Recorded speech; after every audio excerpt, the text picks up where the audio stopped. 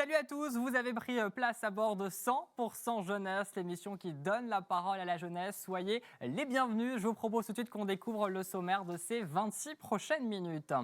Ce soir, notre parcours de vie nous emmènera aux côtés des réservistes de la Gendarmerie nationale. Ils sont 77 000 hommes et femmes à être engagés. 40% d'entre eux ont moins de 30 ans. Lisiane en a 23 ans et nous l'avons suivi durant toute une après-midi de patrouille. Portrait à découvrir dans cette émission. Et puis en plateau, le major Siegia nous parlera du recrutement. La musique est de retour sur ce plateau avec Benigni, des airs latinos mélangés à l'italien pour nous faire voyager. Un pari réussi qui vaut même la signature dernièrement chez un label. Cheveux tirés en arrière, il est prêt pour le live qui nous prépare en dernière partie d'émission. Mais avant, je vous propose de prendre votre vélo pour un tour de France des fermes et des fromageries en 87 jours. Arthur et Victor, deux frères jumeaux, l'ont fait avec 4400 km au compteur et des paysages époustouflants. Que leur est-il passé par la tête? Réponse tout de suite. Voilà pour le sommaire de ce 5e numéro. Installez-vous confortablement. 100% jeunesse, ça commence maintenant. On y va. Comment pouvons-nous les qualifier? Sportifs, audacieux, déterminés? À vous de choisir. En tout cas, ce qui est sûr, c'est qu'ils l'ont fait en 87 jours, un Tour de France, avec au compteur 4400 km. Arthur, Victor, qu'est-ce qui vous est passé par la tête? C'est un pari perdu? Racontez-nous. C'était pas un pari perdu, c'était l'envie d'accomplir un nouveau défi à la sortie du confinement. Certainement, un peu comme tous les Français, une envie de voyager à travers la France. Et puis aussi, le fait d'être rentré à la ferme chez nous pendant le confinement, ça, moi, m'a fait voir que les agriculteurs ne communiquaient pas beaucoup et avaient besoin de plus de médias sur eux, une autre lumière sur eux. Et Victor, qui était fromager, a donné le thème du fromage. Du fromage, ouais. Donc l'idée, c'était de promouvoir le terroir fromager et en même temps un outil de communication, Victor. Voilà, créer un outil de communication via les réseaux. Donc sur Facebook et Instagram, on partageait les portraits des personnes qu'on rencontrait, des fromageries qu'on visitait. Et en même temps, pour moi aussi, ça me permettait de voir un peu plus de techniques fromagères. Et donc voilà, on alliait le partage des connaissances. Voilà. Alors parlons de ces rencontres. Qui avez-vous rencontré concrètement ? De tout en fait. On a rencontré des directeurs d'usines de laiterie, des petits fromagers avec 22 Vosgiennes, Ouais. des reconvertis, beaucoup de reconvertis. Pendant notre périple, on a rencontré des gens, une avocate qui est devenue fromagère, de tout horizon différent. Au total, c'est 36 profils que vous avez, 36 fromageries françaises que vous avez rencontrées. Est-ce qu'on peut dire, parce que je pense que vous êtes légitime justement pour me répondre, qu'on peut être fier de notre terroir fromager français ou pas ? Ah bah complètement. En France, on a quand même la plus grande variété de fromages au monde, je pense. On peut même dire, on dit souvent aussi qu'il y a autant de fromages que de fromagers. Et donc, on a goûté de tout, et même au sein du même fromage, il y a des grosses différences. Nous, en tout cas, on a pu en manger tous les jours et jamais en avoir marre. Voilà.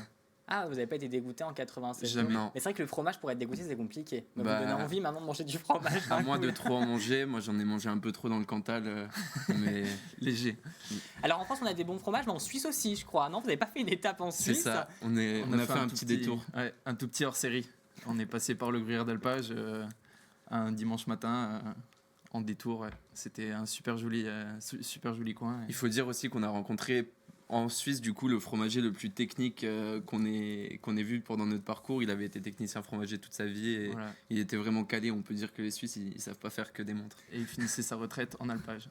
Alors Arthur, en off, tu me disais, on faisait voyager les gens avec nous, mais vous faisiez également voyager les fromagers avec vos précédentes rencontres. Et puis nous aussi, on a pu voyager. J'ai monté justement ces images que vous m'avez envoyées. J'étais devant mon PC, je me suis dit, mais moi aussi, je vais faire un tour de France en vélo. Alors, peut-être pas en vélo, parce que c'est un peu... Voilà, je suis pas trop sportif. Mais c'était ouf, les paysages, les rencontres que vous avez dû faire. Vous avez vraiment voulu faire voyager les gens avec vous, à travers également les réseaux sociaux. Ouais, en fait, c'était un moyen... Le vélo était un moyen vraiment super sympa de voyager, justement pour ça. On a eu le temps de prendre des images incroyables, parce que le voyage était lent. C'est une manière plus soutenable de voyager. Ouais. Et après, on avait un capital sympathie énorme auprès des gens qu'on rencontrait justement. Donc là, le contact était super facile avec les gens. Et de par les 2 années qu'on a passées, voyager, les personnes ne l'avaient plus trop fait. Et donc nous, on racontait toutes nos histoires qu'on venait de faire et ça redonnait envie aux gens de bouger. Ouais. Et voilà.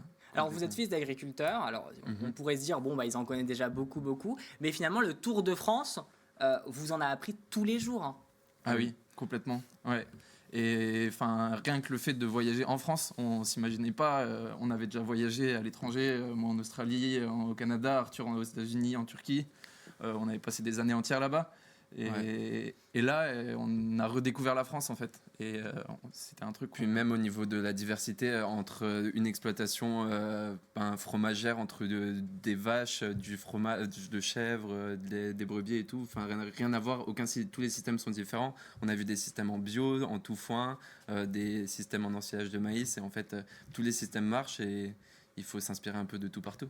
On imagine que vos journées devaient être assez bien rythmées. Alors, vous êtes venu avec vos vélos, avec votre maison finalement pendant les 87 jours. Racontez-nous un petit peu une journée type à vos côtés. Je présume que vous rouliez constamment le matin, vous arrivez chez un fromager. Racontez-nous comment que ça se passait. En général, du coup, il a fallu qu'on se cale un rythme. Au début, on ne savait pas comment ça allait se passer. Et rapidement, on a essayé de se caler au rythme des fermes qu'on connaissait, nous, par chez nous. Du coup, en commençant par la traite le soir. Pour démarrer chronologiquement, on démarre par le soir, mais on arrivait pour la traite chez l'agriculteur. C'était le moment où, en fait, on pouvait vraiment le capter. Un moment où il était disponible, où il ne courait pas partout sur son exploitation. Et là, on rencontrait, on avait le temps de discuter avec eux et de leur donner un coup de main en leur montrant qu'on était un peu du milieu, qu'on savait de quoi on parlait. Et là, tout de suite, l'accueil, il était vraiment excellent. Chaleureux, exceptionnel. Et on le voit également sur ces images. Et du coup, le lendemain matin, s'il fallait leur donner un coup de main, on se relevait à 4h, 5h du matin pour faire la traite avec eux du matin. Et ensuite, on passait à la transformation en production jusqu'à midi 13h. Et les après-midi, en moyenne, on faisait 60-70 km par jour. Ah oui, les journées étaient bien rythmées. J'avais pas finalement si tard que ça.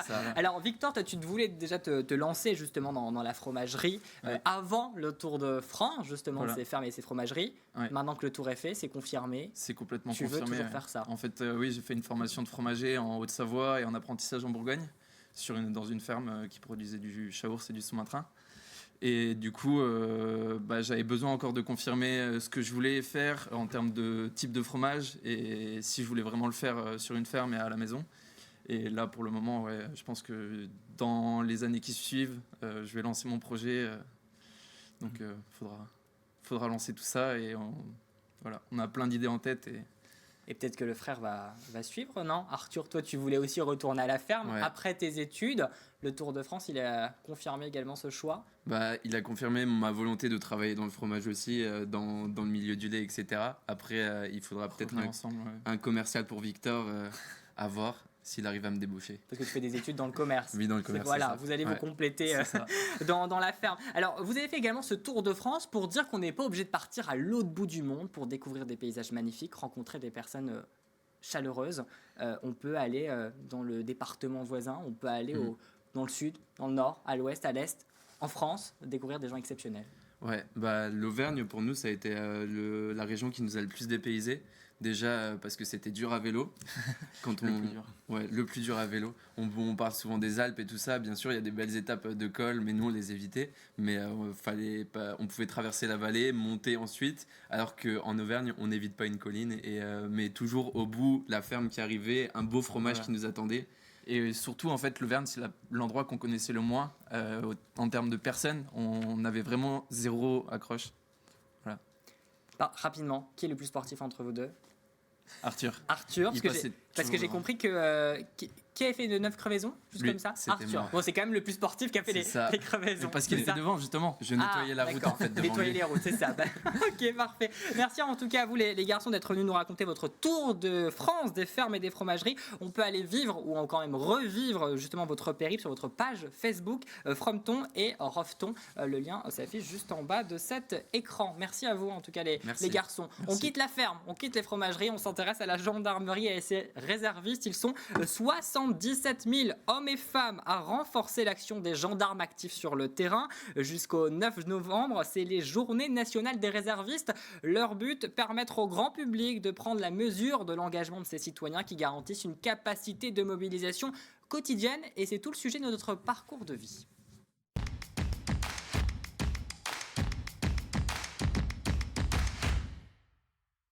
Durant une après-midi, nos caméras ont pu intégrer une brigade de gendarmerie. Vous ferez la rencontre de Lisiane, 23 ans, qui s'est engagée depuis 2 ans à la réserve opérationnelle de la gendarmerie nationale. Alors, quels sont les critères de sélection? Comment se déroule la formation pour devenir réserviste? La majeure Siéja nous donnera toutes les réponses. Mais avant ça, partons avec notre partons avec notre brigade en patrouille du jour. Regardez.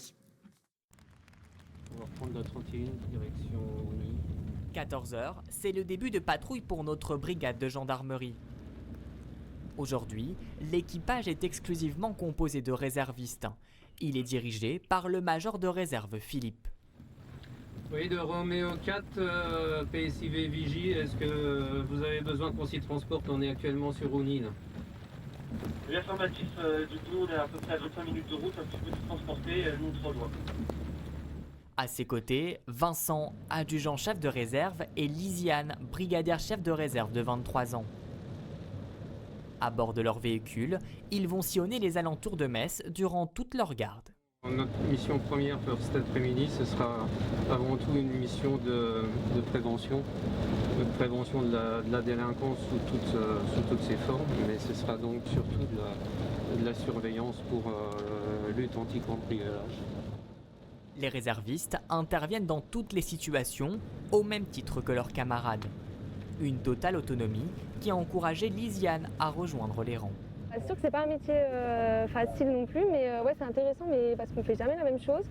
La routine, elle s'installe pas, et tout ce qu'on voit, c'est assez divers. Ça peut être un accident de la circulation, ça peut être des violences, comme ça peut être quelqu'un qui est mal stationné.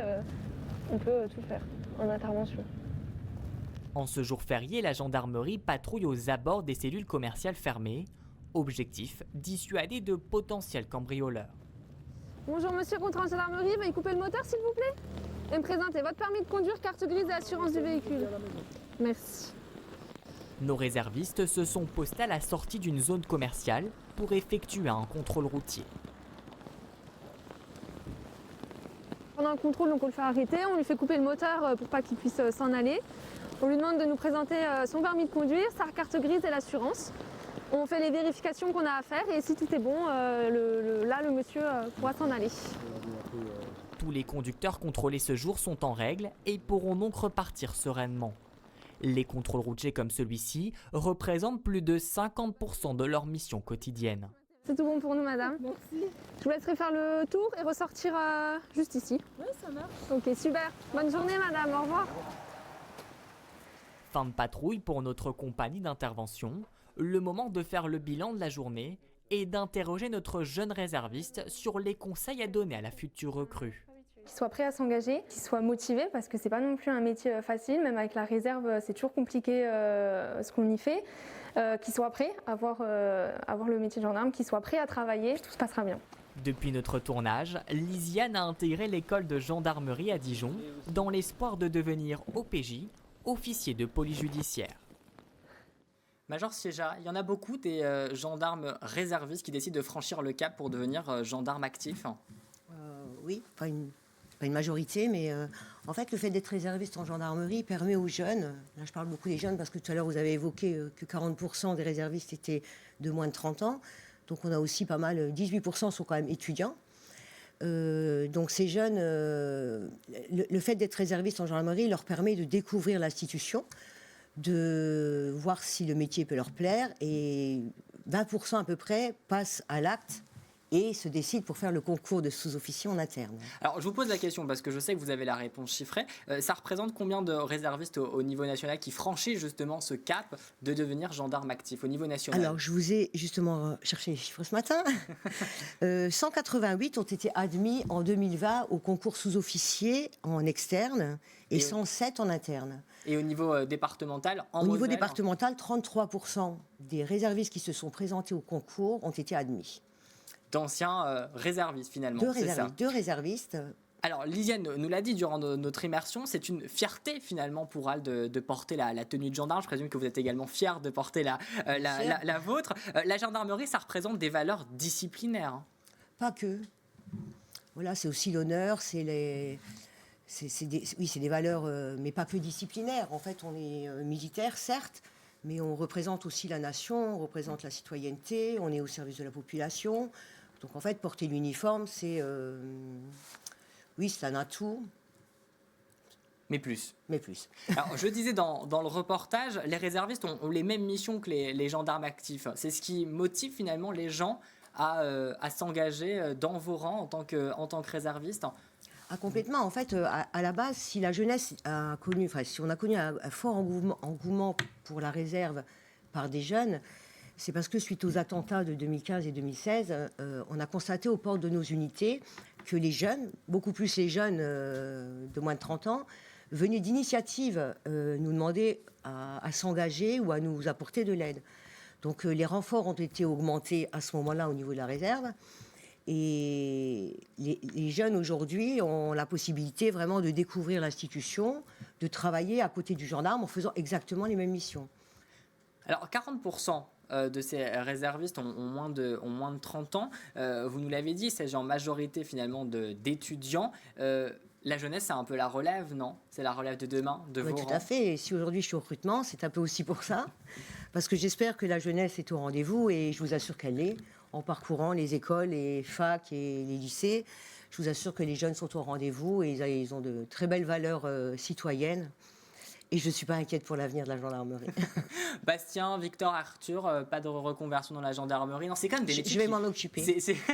C'est quand même des métiers qui passionnent depuis le plus jeune âge. C'est comme les pompiers, la police. Oui, c'est déjà l'image que les gamins ont de tout petit. Hein. Mais même après, enfin, c'est les valeurs que le gendarme représente sur la route. Alors bien sûr, les jeunes vont nous dire, c'est le PV, non, pas du tout, 2% de notre travail. En vélo, il risque pas d'avoir un PV. Hein. Ça va bien se passer, je pense. Non, en fait, c'est au-delà. C'est la sécurité de la population, c'est aller au-devant de la population. C'est beaucoup de valeurs que les jeunes ont aujourd'hui. Majoritairement, les jeunes pensent, regardez la belle aventure qu'ils viennent de vivre, c'est aussi pour aller au-delà des personnes, rencontrer du monde. Et ça, c'est notre métier de tous les jours. Alors, vous ne recrutez pas seulement que des personnes de moins de 30 ans, vous recrutez tout âge. Quels sont les profils que vous recherchez à la gendarmerie très rapidement? Il faut déjà être volontaire. Il faut être âgé de 17 à 40 ans. Il faut avoir fait sa JDC. Il faut également avoir une bonne moralité, ne pas avoir été condamné. Si votre dossier passe avec ces conditions, il va falloir faire une formation. Alors justement, comment être opérationnel sur le terrain et être capable de réagir à toute situation? Je présume qu'il faut être formé et ça ne s'improvise pas. Tout à fait. La formation, elle va être de 2 à 4 semaines. Ça va être une formation militaire, mais pas que. On va aussi apprendre les métiers gendarmes. Donc la police de la route, la police de la route et la police judiciaire. L'armement, bien sûr, parce qu'un réserviste est habillé comme nous, mais il est aussi armé comme nous. Donc pendant un mois très intense sans repos, les jeunes vont être formés et pourront à la suite signer un contrat d'engagement qui va leur permettre de nous renforcer au quotidien dans les unités.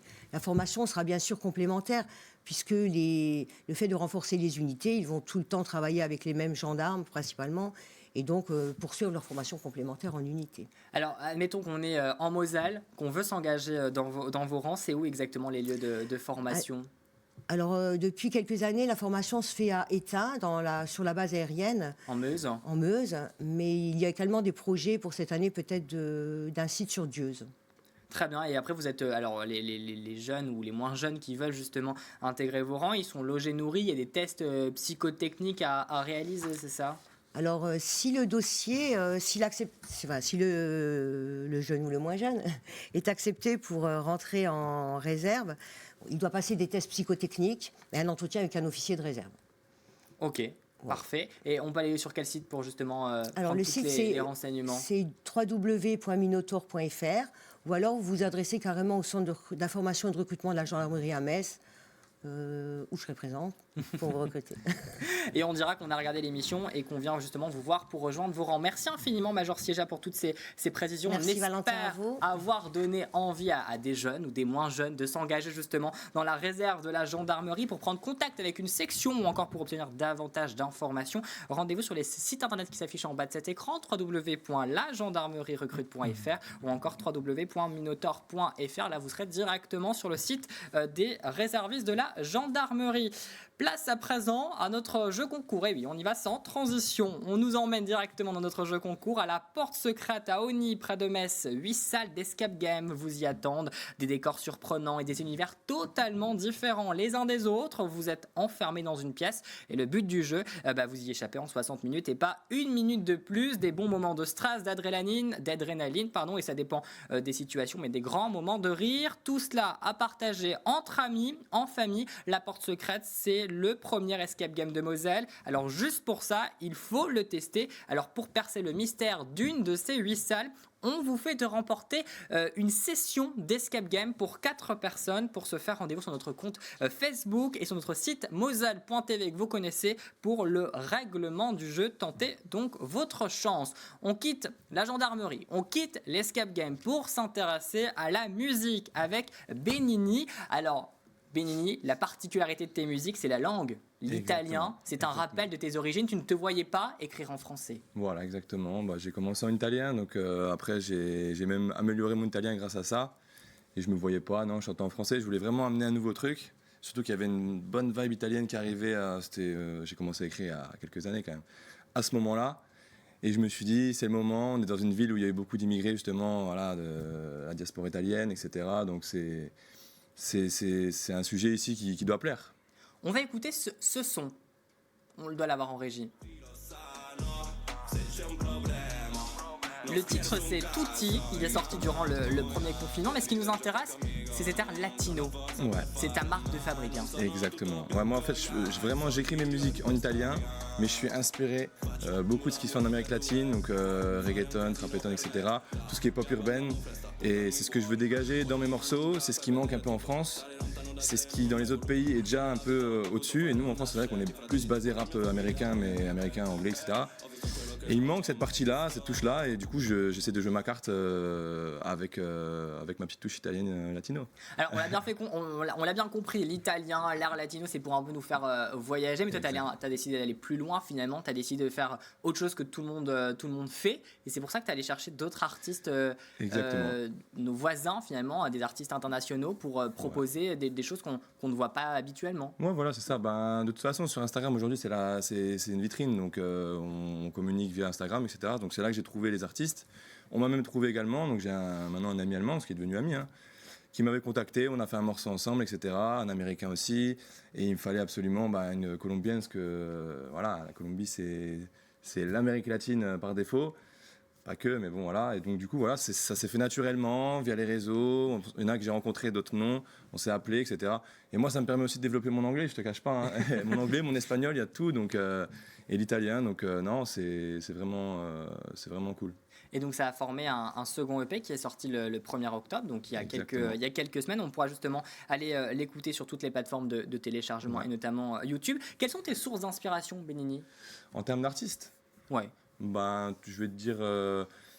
moi, j'ai un père qui écoute beaucoup de musique, donc ça va par exemple, de l'ancien, Nino D'Angelo, l'Italien, etc., Umberto Tozzi, etc.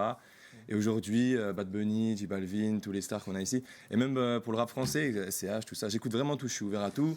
Je suis pas fermé, juste je sélectionne ce que j'aime chez les artistes, etc. Et c'est ce qui fait après que je forge ma musique moi-même avec un beau mélange.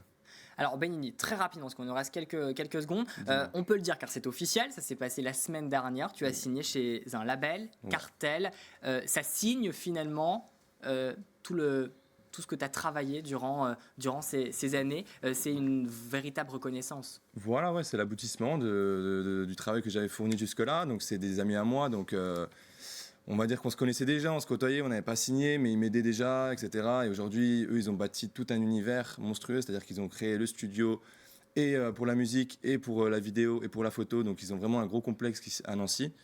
Donc là, ça ouvre des portes aussi pour nous, et voilà, ça va nous faire éclore. Et c'est tout ce qu'on peut te souhaiter. Tu es venu sur ce plateau également pour nous faire un live. Exactement. C'est quoi l'exclu que tu nous réserves ? Amoretta, alors ça veut dire une petite amoureuse, voilà, et je vais vous le jouer tout de suite.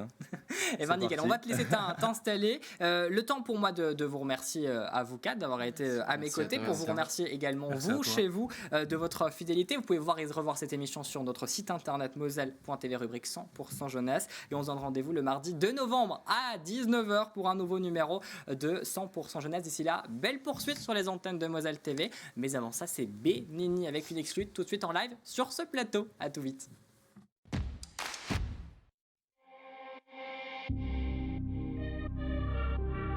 Io bene, io bene, io bene, io bene. Pensavo di conoscere la fine della storia. Ero quasi pazzo di te. Stelle mancanti è già mattina. Sono qui e non voglio tornare a casa mia. Avrei dovuto darti di più, forse ti ho dato troppo. Ho tutte le carte in mano ma mi sto rompendo la schiena. Giusto per te, ho dato per te, tutto per te, amore. Baby mi piaceva quando ci incontravi in discoteca. Mi vedevo, tu gli occhi azzurri, stavo impazzendo. Vestita di Prada o di Magella casa. E così, e la vita, e così i demoni erano una moneta. Non ho mai sentito questo, all'inizio l'ho vista come un'altra. E poi mi sono lasciato andare direttamente nella trappola. La sua voce mi ha indebolito, mi ha avvelenato. Volevo giocare il mio gioco. E adesso non c'è più niente, sei sparita come sei venuta. Alla pari a tuoi raga, io e le mie tipe. Sconosciuti che si sono amati. Io così non ti ho detto baby, abbiamo giocato troppo. Non ti è piaciuto quando sei andato a vedere un'altra. Per te pure, non volevamo prometterci nulla di nulla. Baby mi manchi, rimani conmigo.